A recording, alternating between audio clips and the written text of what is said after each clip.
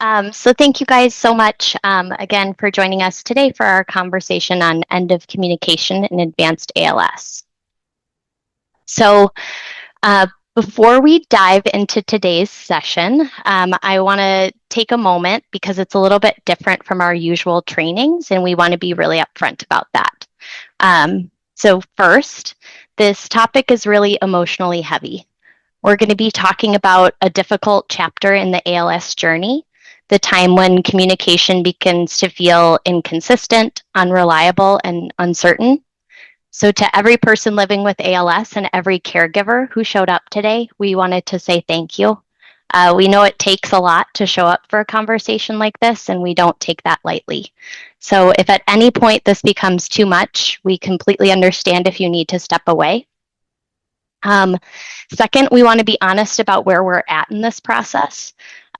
This conversation started at our team retreat in 2025 when we recognized how much this topic mattered and how little we had to offer to people who were navigating it.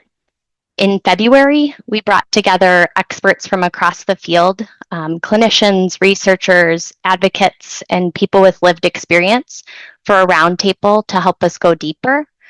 And what we learned is that the resources that people need most don't fully exist yet.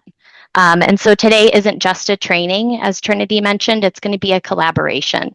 So we're going to share what we've learned, and then we're going to ask for your input because we're committed to building something that actually works for real people in real moments.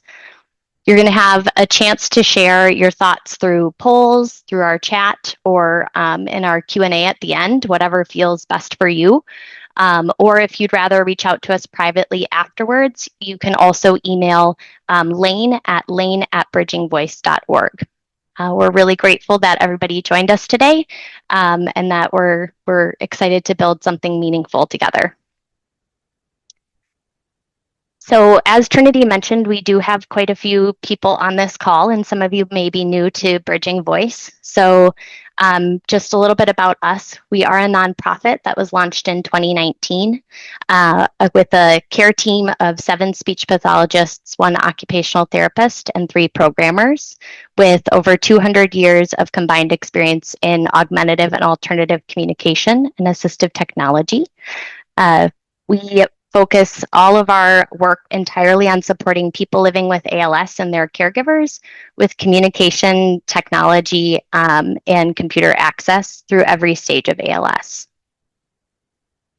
In our time as an organization, we've supported a little bit over 6,500 people living with ALS in all 50 states and in 49 countries worldwide. And our services are always free. So here's how we're going to spend our time together today. We're going to start by building a shared understanding of what we mean by end of communication. So what this is, what it isn't, and why naming it matters. From there, we're going to move into the part we need your help with the most, sharing a resource we've been developing and asking for your honest feedback. This is still being shaped, and your input today is going to directly influence what becomes of this resource. We're also going to pause to highlight some existing resources for support, such as customizations, tools, and guides that can help when communication becomes less reliable, because we don't want anybody leaving here today without resources. And then, of course, we'll close with some time for questions and open conversation. And so before we dive into the session, I really wanted to start with something that I'd love for us all to sit with for a moment. Of all human needs, the need to be heard may be the most powerful. I think that this quote says it better than I ever could. And I think it captures exactly why our team feels so compelled to talk about this today. Because at the heart of everything we're going to discuss is one simple, profound truth. Being heard matters. It matters to all of us at Bridging Voice, and it matters deeply to the people that we have the privilege of supporting. So how did we get here? Why are we talking about this difficult but crucial topic today? For our care team at Bridging Voice, This idea of end of communication is one that has lived in the background for years, in difficult conversations and in the spaces between sessions. We just didn't have a name for it yet. It started with a feeling that a lot of you might recognize, finding ourselves in a place of deep uncertainty alongside someone we care about deeply. We were noticing that a person we'd been supporting was really, truly struggling to communicate despite everything we'd tried together. Every customization, every innovation, every tip and trick we knew, multiple team members on a call, our incredible referral partners at the table, and still we were all reaching. And we don't like not having answers, but what was even harder was this. We realized that we could see this change happening over time because we have the privilege to walk alongside people with ALS for a long time. And while we could see it, we felt like we were missing the tools to help people make decisions about how they would be heard when communication became hard. And that felt like a gap we couldn't ignore. And so at our biannual retreat last year, we went deeper. And then, as I mentioned earlier, in February, we pulled together some extraordinary voices from around the world, experts in communication, technology, palliative care, and ALS, for a roundtable conversation to help us name this gray area and find the resources we'd been searching for. And while we came away with clarity in some places, there were still questions in others. But the most important thing that we all came away with was one thing we agreed upon completely, that everyone deserves to feel heard, even when communication is difficult. And that's why we're here today. So let's talk about it. What do we actually mean when we're saying end of communication? At its core, we define it this way. End of communication is the gradual transition when a person with ALS begins to lose the ability to reliably express themselves, and when the focus of communication support shifts from finding new tools to honoring the whole person. Now, right now, this is just a working definition, but I want to emphasize two words in there: gradual and whole person. This isn't just a switch that flips. It's a process, and it looks different for everyone. And it's never just about the technology or the tools. It's about the human being behind them.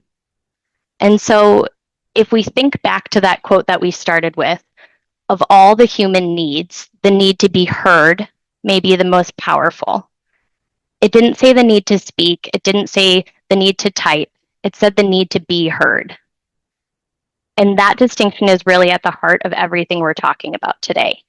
Because even when the voice fades, even when a device becomes unreliable, that need to be heard doesn't go away. And our job is to make sure that when things are not working, the person isn't lost with it. So let's dig into that a little bit deeper. End of communication isn't a moment that you can point to on a calendar. It tends to happen slowly and often in ways that are hard to pin down. So one of the most important things to understand is that communication often becomes unreliable before it's fully lost. So what does that look like? It might mean that a person can no longer type out complete responses. It might mean yes and no answers become inconsistent. There some days and unclear the next. And it might mean that there are windows, moments of really clear, reliable communication surrounded by stretches of uncertainty. End of communication touches on two things at once. There's a functional side. Can this person communicate their needs, answer a question, make a choice? And there's an emotional side. Does this person feel seen? Do they feel heard? And both of those matter equally. And both of them can be affected even when the tools are still technically working. It's also important to name something that can be a little bit hard to sit with, that many of the factors that can impact or influence end of communication are completely outside of anyone's control. cognitive changes, medication impacts that are affecting alertness, sleep-wake cycles, eye health, attention and focus. None of these are failures, but they can all be a part of the disease. And because ALS affects everybody differently, end of communication looks different for every single person. And so one of the most powerful things we can do is learn to recognize the signs of end of communication early, because noticing them early creates more options for everyone involved. And so here are some of the signs that we've observed and that our partners on the roundtable agreed upon as well. Increasing fatigue during communication. This might look like messages getting shorter, whole sentences becoming key words, or responses just taking longer to compose. It might mean a person who used to type independently now needs more time, more support, or more rest between exchanges. It could mean changes in alertness, attention, and focus. What's difficult is sometimes this is tied to shifts in medication for pain management, comfort care, but all of those can affect how present and engaged someone is able to be. It's not a reflection of effort or desire. It's the disease and the care that comes with it. We might see cognitive or behavioral changes. We see this a lot when someone is showing signs of frontotemporal dementia or FTD. And these changes can quietly shift what communication is possible and what it looks like. Changes in eye movement or tracking reliability. For people using eye gaze technology, this one is really critical. Slowed movement across the screen, difficulty tracking in one direction, like vertically or horizontally, or inconsistency in how eye tracking works from hour to hour, day to day. All of these can be signals that something is shifting. And sometimes it's just a feeling. A caregiver saying something feels different, a clinician noticing something they can't quite name. All of these observations matter, and they all can contribute to this idea of end of communication. And so we've spent some time defining what end of communication is, but I think it's just as important, and maybe even more important, to be clear about what it isn't. End of communication is not a dead end. It's a signal to change the approach, to ask different questions, try different things, show up differently. But our commitment to connection doesn't end, it just evolves. End of communication is not the same as end of life. And this is perhaps the most important distinction we want to make today. These two things might happen around the same time, and sometimes they do, but they're separate concepts. End of communication does not mean that a person is dying, and end of life does not always mean end of communication. And so holding these two things as distinct concepts gives us more room to support both. End of communication is not a finish line. For caregivers and clinicians alike, it doesn't mean your job is over and that there's nothing left to be done. It just means that the nature of our support might need to shift. It's not about paperwork. So advanced directives, POAs, DNRs, these are all separate and important conversations that ideally happen much earlier in the journey. But it's not a prompt to pull out all these legal documents. It's a prompt to pull closer together. And finally, end of communication is not the end of our search. At Bridging Voice, we're constantly evaluating new tools, new technologies, new approaches. The field of assistive technology and augmentative communication is constantly moving, and we're moving with it. And we don't stop looking for solutions, and we won't. But we want to be honest that we don't always have the answer, but that doesn't mean that we won't stop looking. The fact that communication is getting harder doesn't mean we have run out of things to try, and it doesn't mean we have run out of ways to make people feel heard. And so to bring this idea of end of communication to life, I want to share one of the experiences that led our team to this conversation in the first place. This is one story, but it represents many. We were lucky enough to support a person living with ALS who communicated independently and fully on their eye gaze device for 2 years. They typed out messages on their keyboard, selected pre-programmed phrases, texted family, made phone calls. Technology was working well, and their people could hear them because they could still communicate well. Then, over a period of time, things began to shift. Medical events affected oxygen levels, dry eyes made eye gaze unreliable, medications that were managing pain and comfort also started to affect alertness and ability to focus. And slowly, and then all at once, reliable communication became something they could no longer count on. We didn't stop. We kept looking for ways to reach this person. We built highly customized keyboards and phrase pages tailored to this person, their life, the things they needed to say.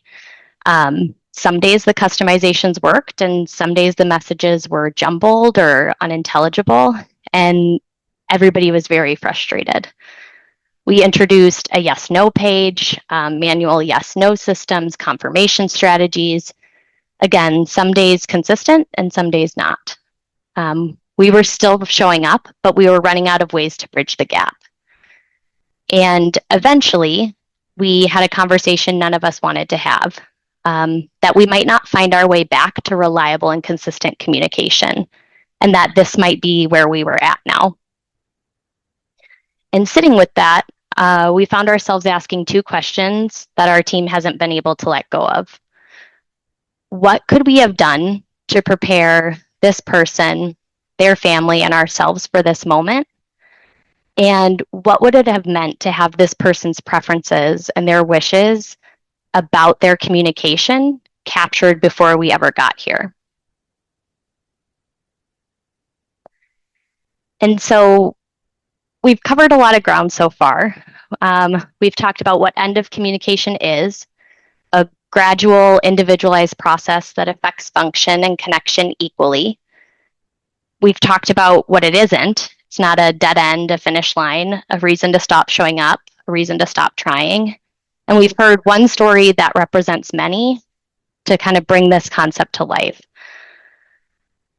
But through all of it, everything keeps coming back to one thing: the belief that our entire roundtable landed on together, and the belief that drives everything that we at Bridging Voice do, that everyone deserves to feel heard even when communication is difficult. It's not just a value that we hold, it's the reason that we're asking for your help today. Because everybody on this call, people living with ALS, your caregivers, clinicians, you're the ones who know what's missing. You're the ones who know what might have helped in these situations. And so we want your help building this resource together. And so coming out of our retreat and our roundtable, we identified 2 resources that we believe are missing and that we're committed to creating. Today, we're really going to focus on this first one, a resource for people living with ALS and their caregivers. But I wanted to mention that we are also going to be working on a tool for clinicians to help recognize signs of changes in communication and start these conversations earlier. We'll have more information on that resource for clinicians who are interested in giving feedback later this year. But let's talk a little bit more about this first resource and then really get your input.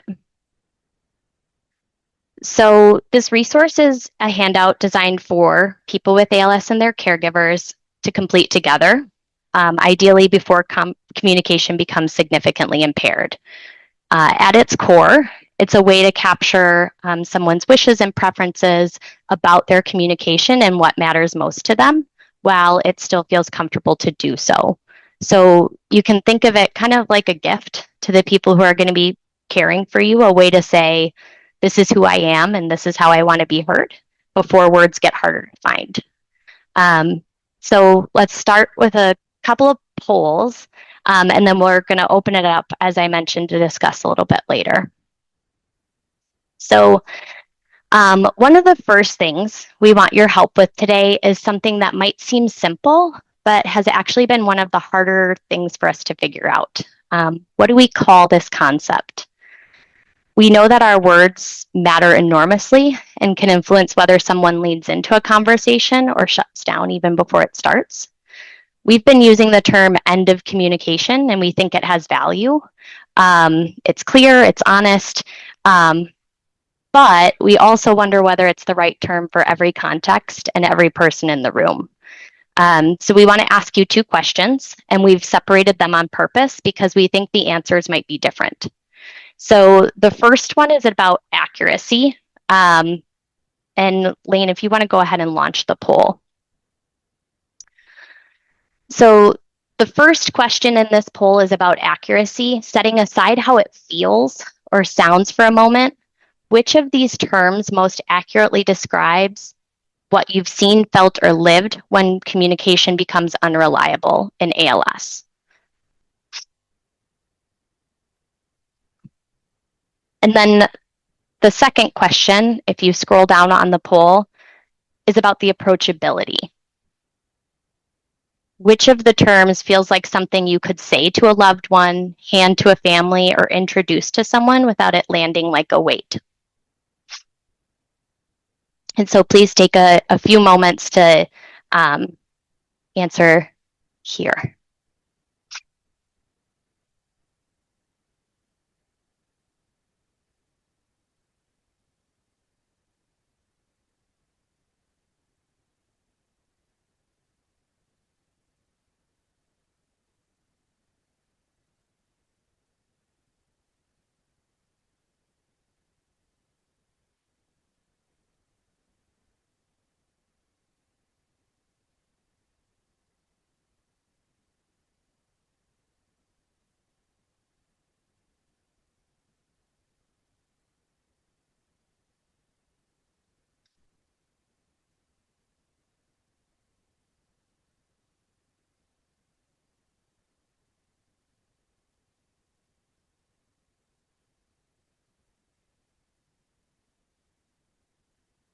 Let's just give it another few seconds, Lane.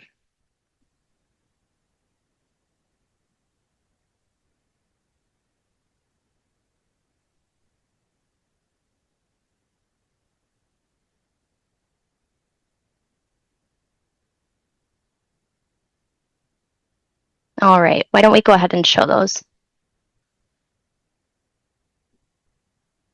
Okay, so I think that this is really helpful.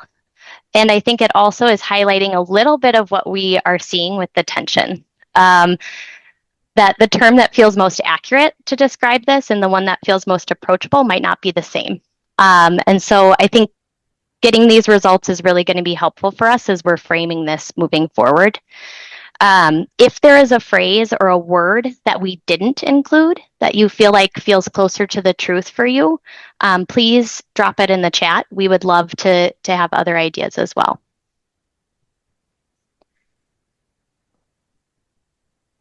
Okay. So next question. We've talked about what to call it. Let's talk about how we're defining it. This is our working definition, and we want to be clear that it's a draft. It's not finished. And your reaction is how it's going to get better. So take a moment, read it as yourself, whether that's a clinician, a caregiver, or someone living with ALS. Does this definition capture your understanding of this topic? And go ahead and launch that poll for us, Lane.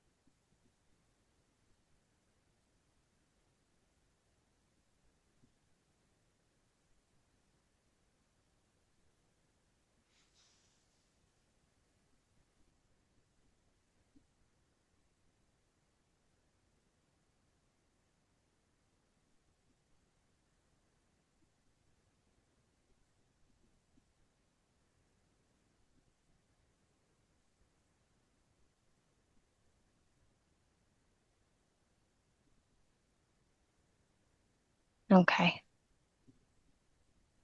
great. Um, and so the majority of people feel like it is kind of resonating, it's capturing it, although that it might be missing something. Um, some people feel a little too vague, saying it a little bit different. If there's something that feels like it's missing, something that you would add to the definition, please add it in the chat or feel free to email it to us. We're not attached to the definition, we're attached to getting it right. So um, let's go on to the resource itself. So what should actually be in it? We have some ideas, but we want to know what feels most helpful to you. So some ideas of things that we can include: definition, examples of what could be showing us that we're nearing end of communication, and some resources, prompts for who is most important to communicate, prompts for what feels most important to communicate, basic needs, social questions. Go ahead and launch that poll, Lane. And so as you read through this, I'd encourage you to think about a moment of conversation you've had, a question someone has asked you, something you've wished you've had in front of you, and let that moment guide your answer. What would you like to see be included in this resource? And if there's something we haven't listed, again, please add it into the chat.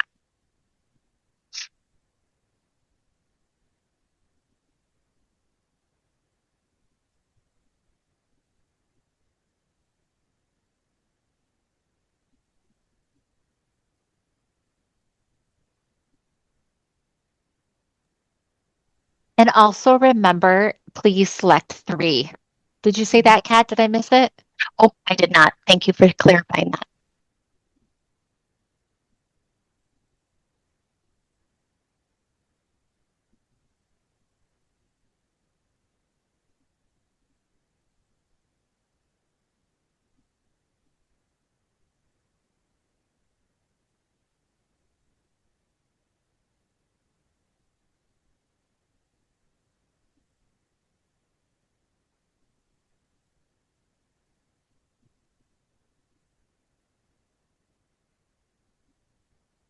We're going to give just a little bit more time on this one, I think, since there's multiple to select.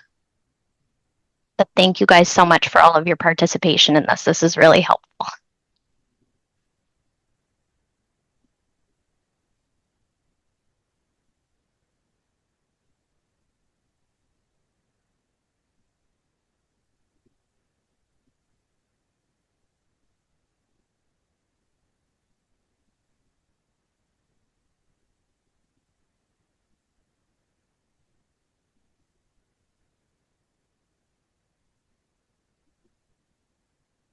All right, let's go ahead and stop that. And so lots of, I think, good thoughts on this. Definitely talking about practical next steps. What can we try when communication gets hard? But then also really a lot of really good focus on what someone most needs to express, and wishes and preferences for when it's becoming harder. So I think this is a really good reflection of kind of what we were envisioning with this as well.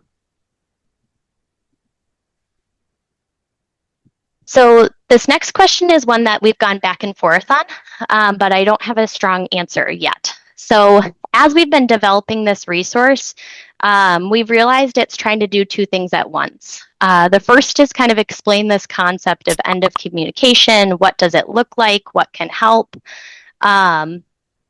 The second is to capture and to give someone a space to document their wishes, their preferences, about communication before it becomes harder. These 2 things feel connected, but we're not sure if they belong on the same page. And so go ahead and launch this poll, Lane. Which approach feels most useful to you? Do you want one combined handout, 2 separate, or not sure? Like us. And if you want to add your reasoning in the the chat too, especially if you're a caregiver or someone living with ALS. We would love your perspective on what would feel helpful in a hard moment. Um,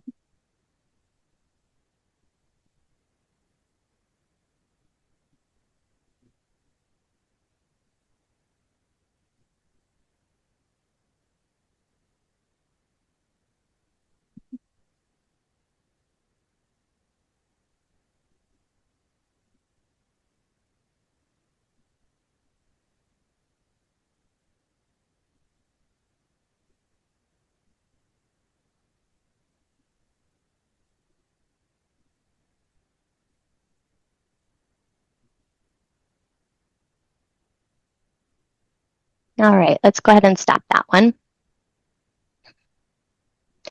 So it's looking mostly like one combined handout, although it's very validating to see the 19% that are not sure like us. So thank you. But this is very, very helpful. Okay. We want to end our polls with one last question. And this one is the most personal. We've talked a lot about what to call this, how to define it, what to put in the resource, and how to structure it. But underneath all of that is a simpler question that we keep coming back to. Would this actually help? And so we want to ask you directly. Think about yourself, your loved one, or the people you support, and think about a moment when something like this might have mattered. So let's go ahead and launch that poll. So thinking about your own experience, how valuable do you think a resource like this would be?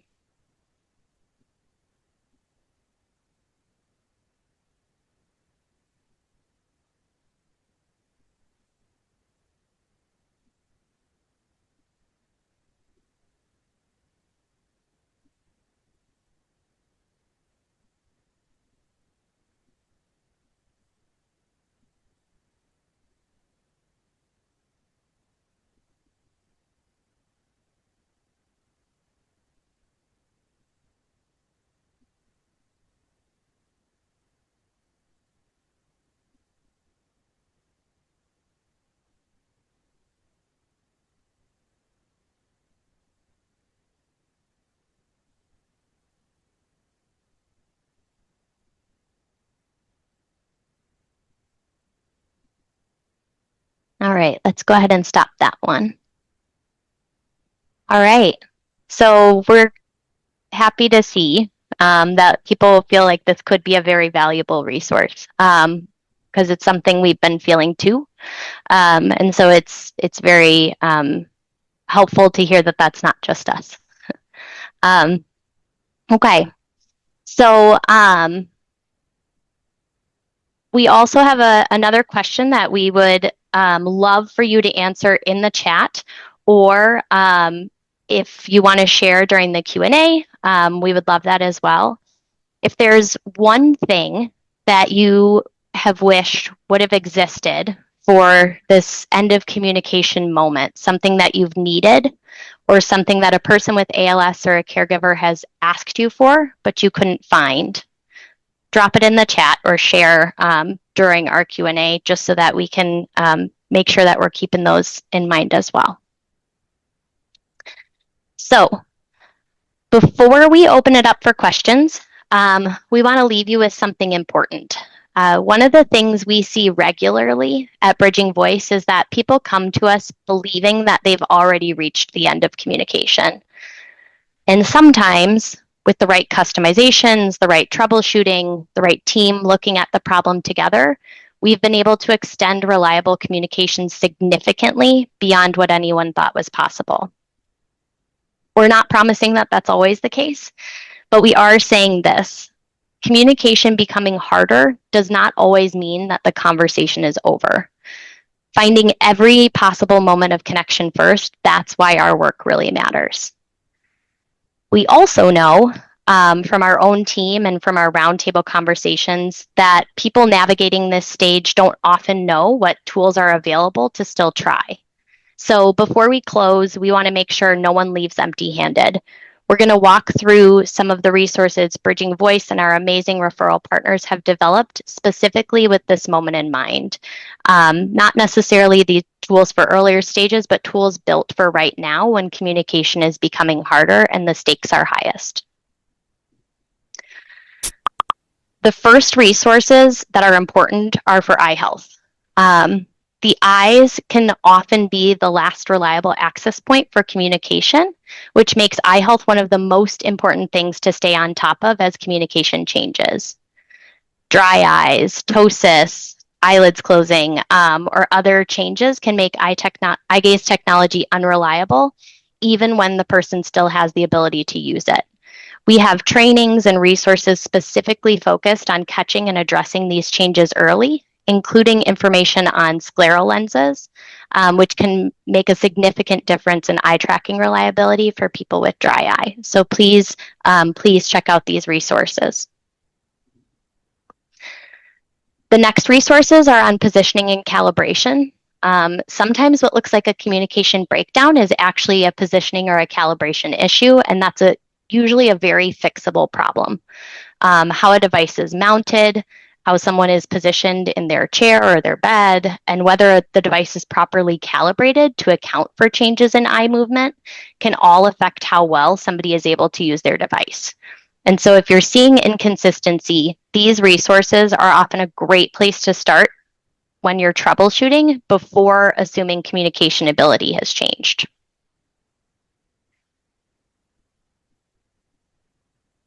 The next resources are manual communication options. When high-tech devices become unreliable or when someone needs a backup that doesn't require a charged battery or perfect positioning, manual communication options or low-tech communication options become essential. These are low-tech tools that can be just as powerful in the right moment.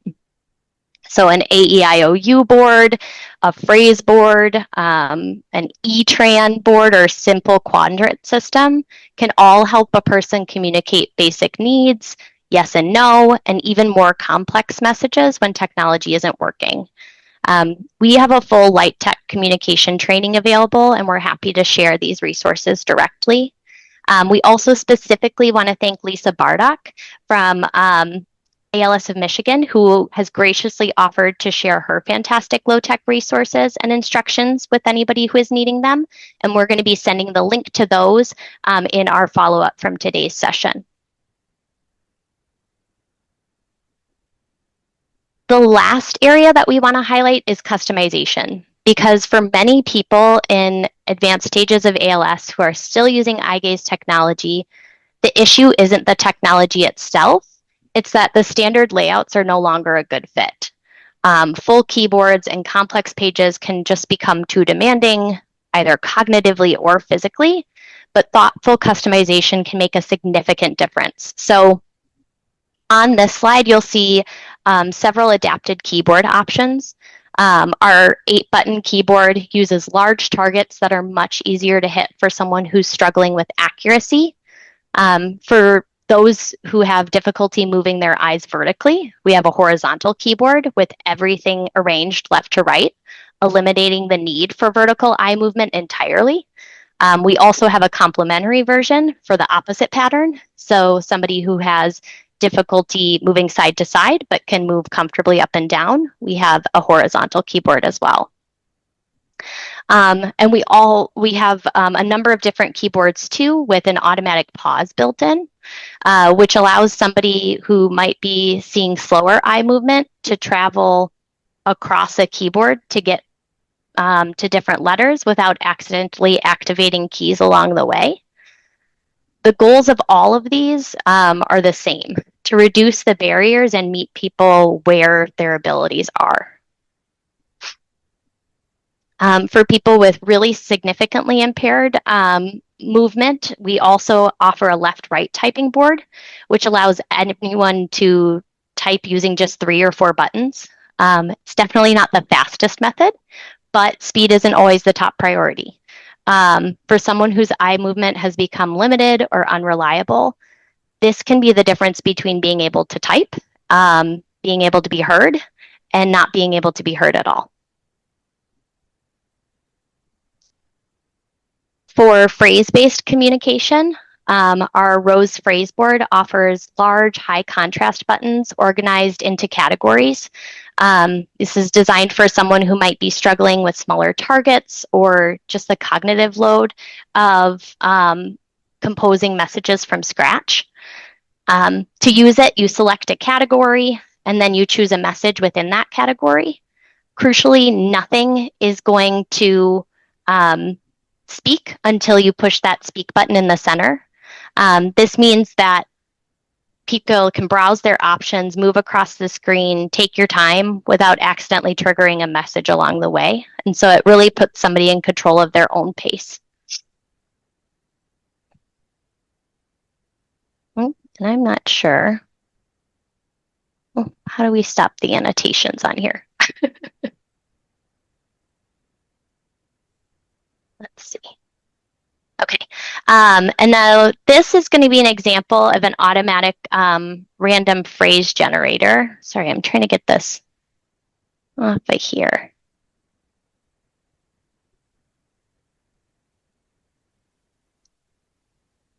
I'm looking for it too, Kat, if you want to. Yeah.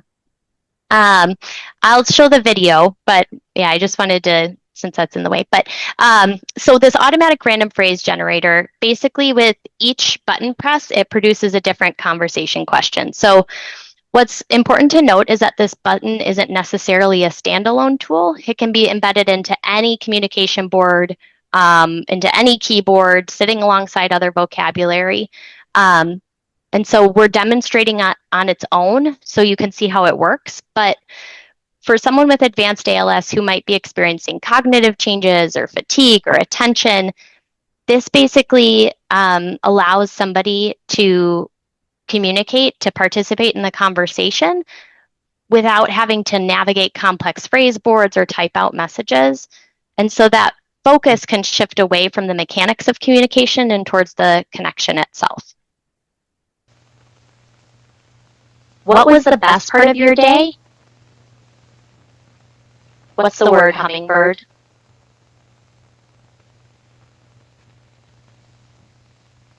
What's up, Buttercup? Tell me about your day. Yeah.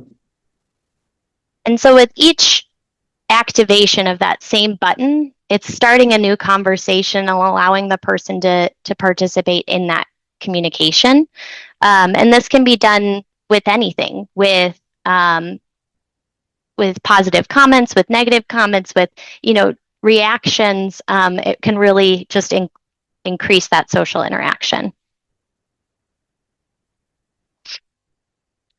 Finally, this is our 2-button phrase board. This reduces everything down to its most essential elements. You can either speak or you can move to the next message. So for someone who can only reliably move their eyes in one direction and who might have really brief windows of alertness, this can mean the difference between being able to say I love you and not say anything at all. So as you can see, it's moving to the next message along the right side of the screen. I need pain meds. Moving to the next message, and then it spoke.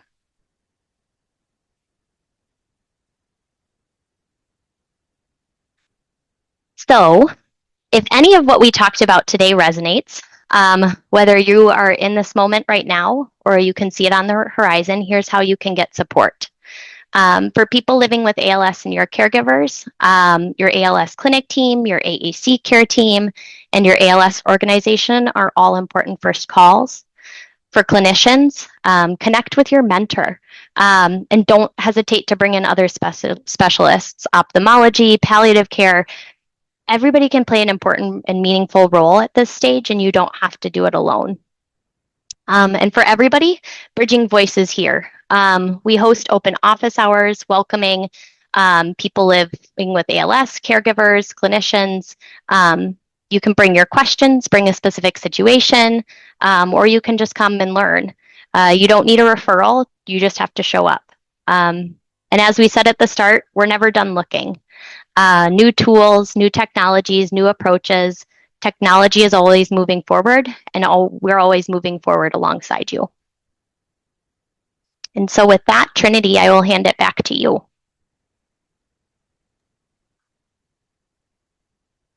Thank you very much, Kat. We could not have picked a better team with Kat and Lane to give this presentation. I want to get into the nitty gritty of some things, but I just want to, first of all, say thank you to all of you. Many of you were able to stay. If you weren't, please come back. If it was a lot and you need to come back and revisit, remember all of the links and the presentation are going to go out to you in an after email, either later this week or next week.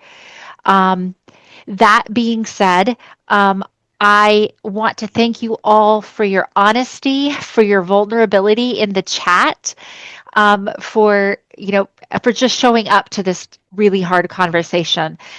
We are grateful to every one of you who answered the questions in the polls. Remember that we are here, if you need to share further and you weren't able to interact with the polls, please do so. I do want to remind you, after this is office hours. If you have not participated in office hours, it is a fabulous place. Office hours is a wonderful place to ask questions, to get help, as well as to be able to talk with other people living with ALS, as well as ourselves. So please join us for that. Go ahead and swap that, Kat. Upcoming trainings. This is just one of the amazing trainings that we have on board for this year. Obviously, next up, May 19th, Abby, one of our team members, is going to do a Start Here guide with ALS, kind of what to expect and where to begin. I kind of feel like we're talking about the other end of the spectrum next, which is lovely for us to be able to in-cap both of those to really see the whole process. After that, we are going to be having some iOS mirroring 2.0 for the professionals, as well as kind of when. Also, a big piece of this is when communication kind of crashes as well. So we've really got some important topics coming up. You can register using this link here, as you see. You can also find our trainings on our website as well. I'm telling you, Carly has done some amazing work with our website and has really improved it for you guys to be able to find everything there that you could possibly ever want. All right, I'll go ahead and put that. So I went ahead and put our website in the chat as well. You will also find our recorded trainings there also. You'll be able to see everything nicely listed out. And lastly is our professional development attestation. So if you are a professional and you would like a professional development certificate, I put the chat in the link. Sorry, wow, that was backwards. I put the link in the chat. So please fill out that attestation today because we do send those out pretty quickly for the attendance. And I think that should be it. If you have any questions on attendance, you're welcome to reach out to me. Let's go ahead and do some question and answer. We do have some stuff that has come in the chat, so we will get to that.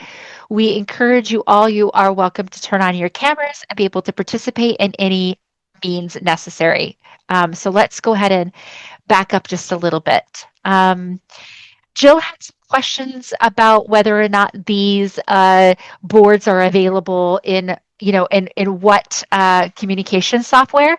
And Jill, I did answer it, but I did want to put it out there, is that the customized boards that you saw that Kat shared are available across multiple different devices.